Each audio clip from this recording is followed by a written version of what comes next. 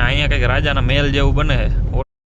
તો મિત્રો હાલ આપણે હે ને કષ્ટભંજન દેવ હનુમાન બાપાના મંદિરે પહોંચ્યા છીએ. આ રૂટમાં બે હનુમાન દાદાના મંદિર આવે, એક તો રીબડા અને એક આ કષ્ટભંજન દેવ ભોજપરાવાળું મંદિર. બહુ મસ્ત મંદિર છે ભાઈ આ, અને રીબડાનું મંદિર પણ એક નંબર છે ભાઈ. અને જો તમને આપણા વિડીયો ગમતા હોય ને ભાઈ તો ચેનલને સબસ્ક્રાઈબ કરી દેજો અને બાજુમાં આવતા બેલ આઇકનને ઓલ ઉપર સેટ કરી દેજો. થોડીક મહેનત કરીએ છીએ તો થોડુંક તમે સપોર્ટ કરો ભાઈ બધા, બરાબર છે?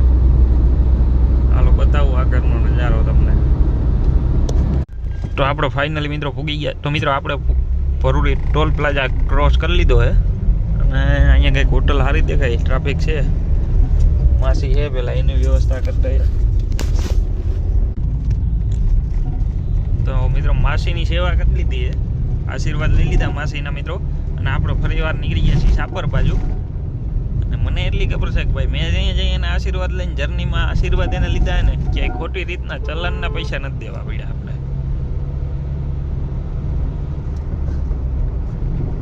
દઈએ 10-20 રૂપિયા પણ 500ના 1000ના ચલણથી બસી જાય એટલી મને ખબર છે ભાઈ.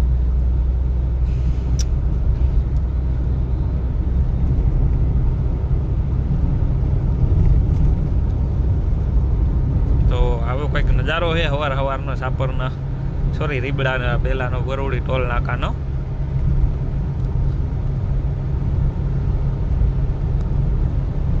હળવી ટ્રાફિક સાથે આજા તું બીચ में घुस जा भाई. હજી પાછો આમ જાય ને પાછો વૈશમાં કરશે. ऐसे सर्प की तरह ले रहा था साला. अरे आराम से चले जा मेरे भाई, कहीं ऊपर ना चला जा.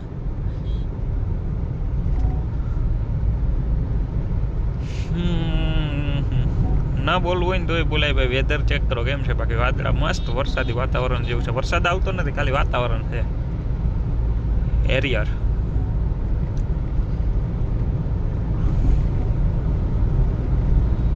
તો ભાઈ આપણે સાપર બાજુ આવતા હોય ને જો આ મંદિરને વિડીયોમાં ન લઈએ તો વાત પૂરી થઈ ગઈ ને ભાઈ, બરાબર છે? આપણા આગલા વિડીયોમાં બધામાં પણ જ્યારે વિડીયો બનાવેલા છે ત્યારે આ મંદિર છે, અને આ વિડીયોમાં પણ આ મંદિર તો લેવું જ પડે ભાઈ, કારણ કે આ મંદિર એક શું છે ને એક દિવ્ય શક્તિ ધરાવે છે, બરાબર છે?